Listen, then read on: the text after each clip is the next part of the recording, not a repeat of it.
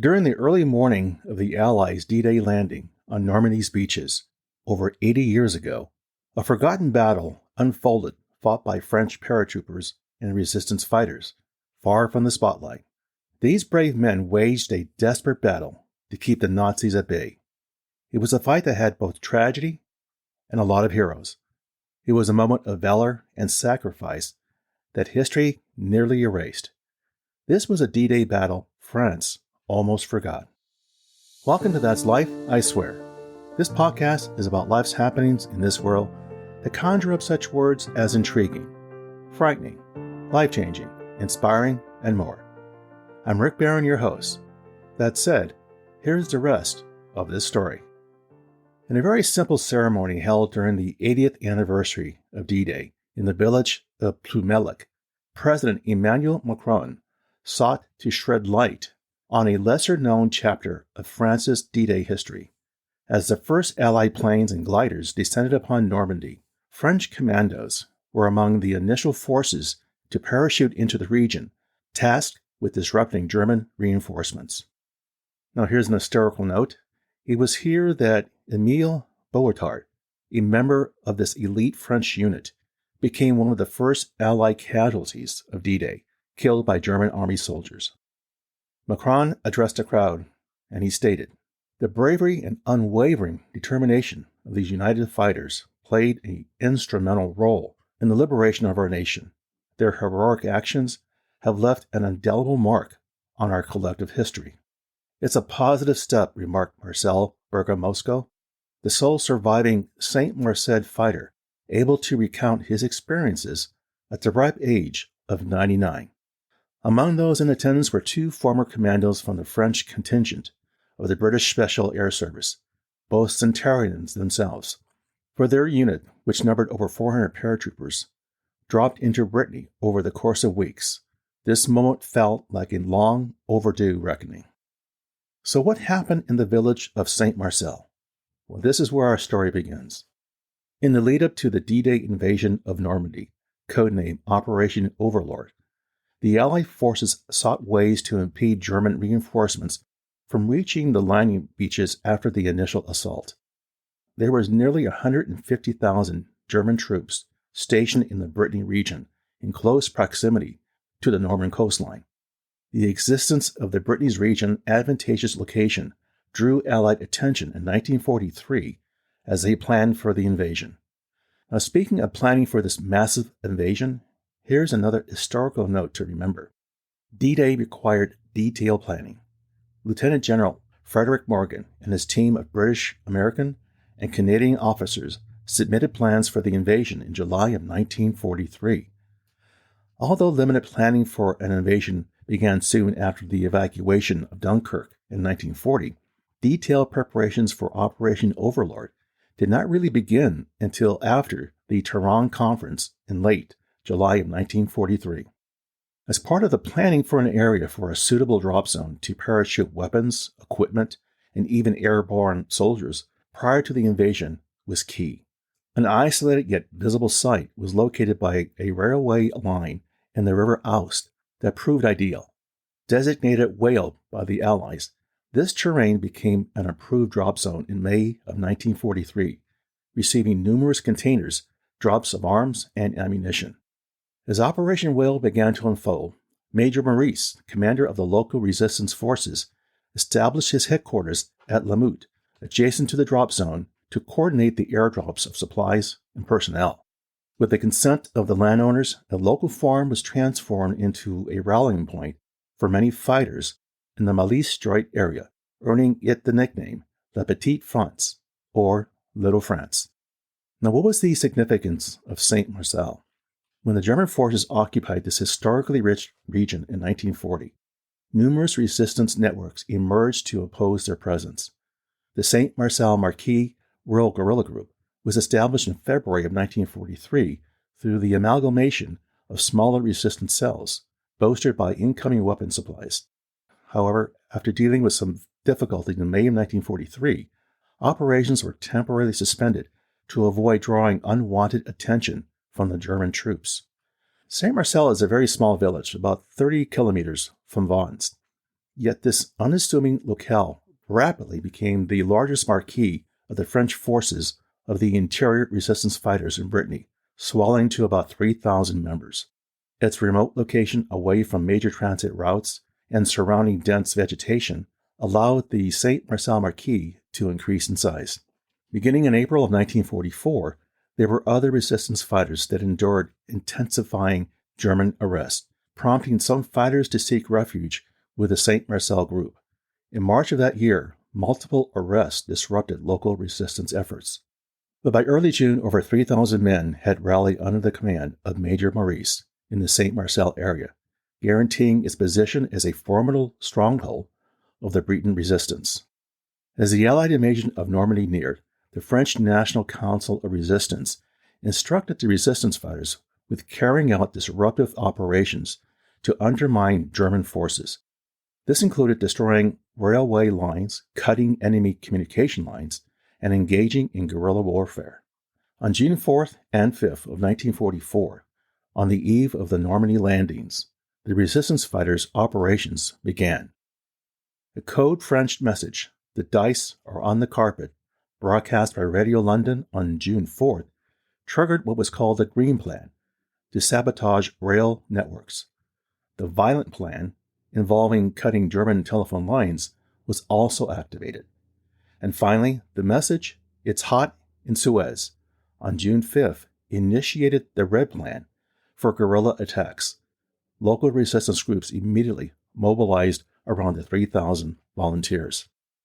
In the early hours of June 6, 1944, as American and British airborne troops parachuted into Normandy, 36 French commandos from the 4th Special Air Service Battalion were airdropped into Brittany, divided into 4 9-man teams. 2 landed near Plumelec, Operation Dingson, and 2 in the Duhu Forest, Operation Sam West.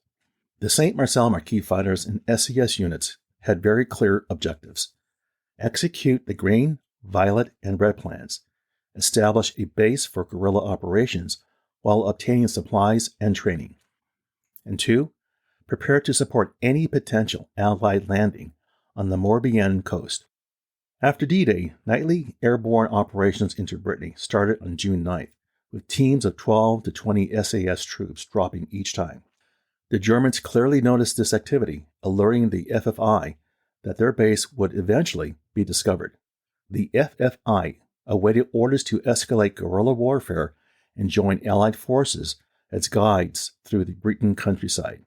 Ultimately, no second landing occurred on the Morbihan coast. This decision was radioed to the resistance, prompting immediate orders to disperse units. Though major battles were to be avoided, Major Burgoyne was instructed to intensify guerrilla raids.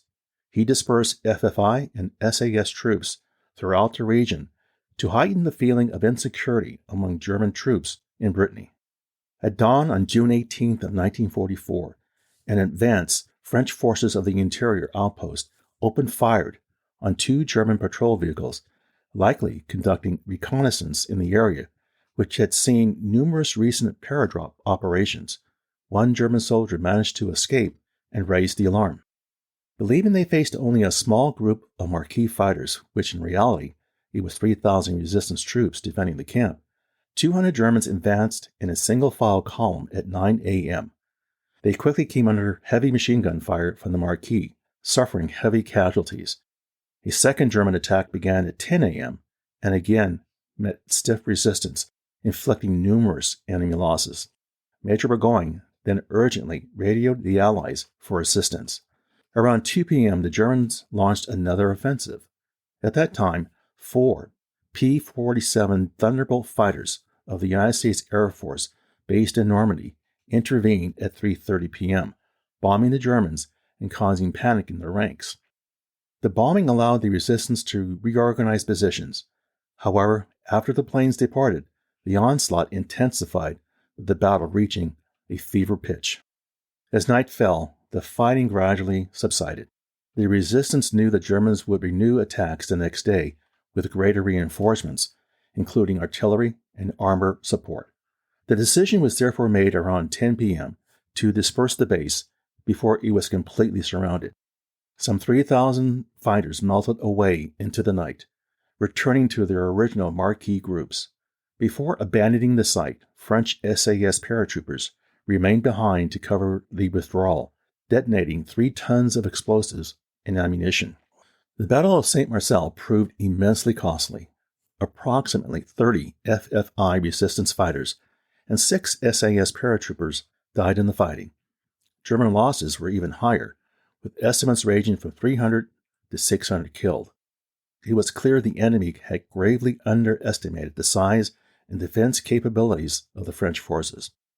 On June 19th, the Germans discovered the camp entirely abandoned. Out of spite and vengeance, they executed any wounded fighters they found hiding on the neighborhood farms. A relentless hunt for the so-called terrorists ensued as they raided villages and forests, arresting or massacring those unable to flee, persecuting civilians, torturing, and murdering at will. This merciless campaign of terror against terrorists was unleashed without the slightest pity by the Nazi Gestapo. The German troops created fear among the population, burning farms and the village of St. Marcel itself to the ground. Only the church and school buildings were spared destruction.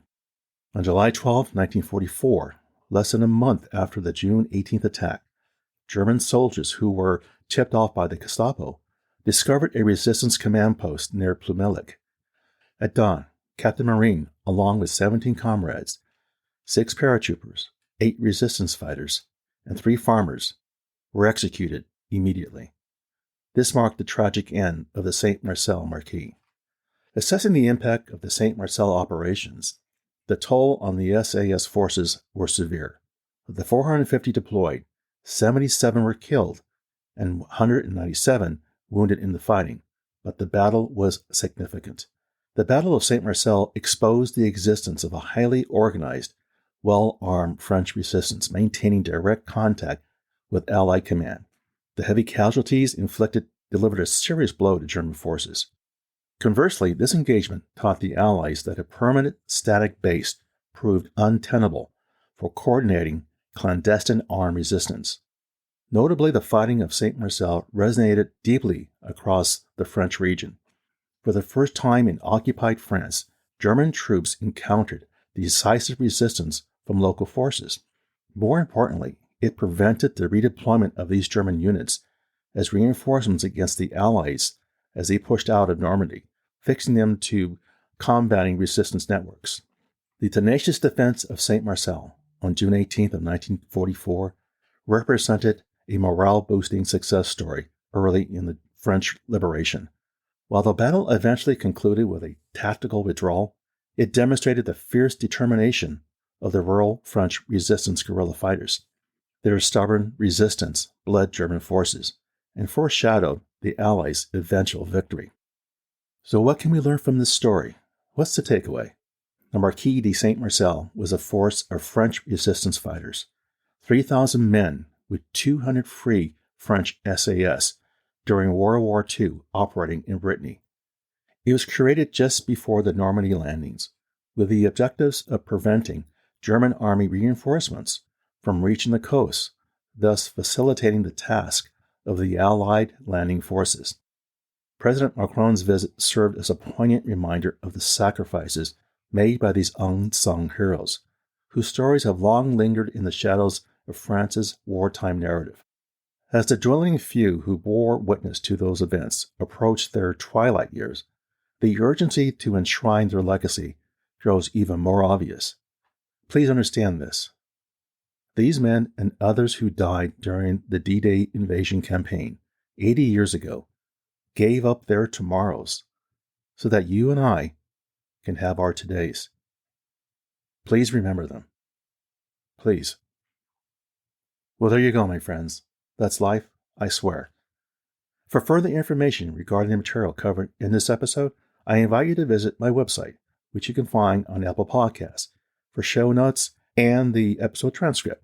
As always, I thank you for the privilege of you listening and your interest. Be sure to subscribe here or wherever you get your podcasts so you don't miss an episode. See you soon.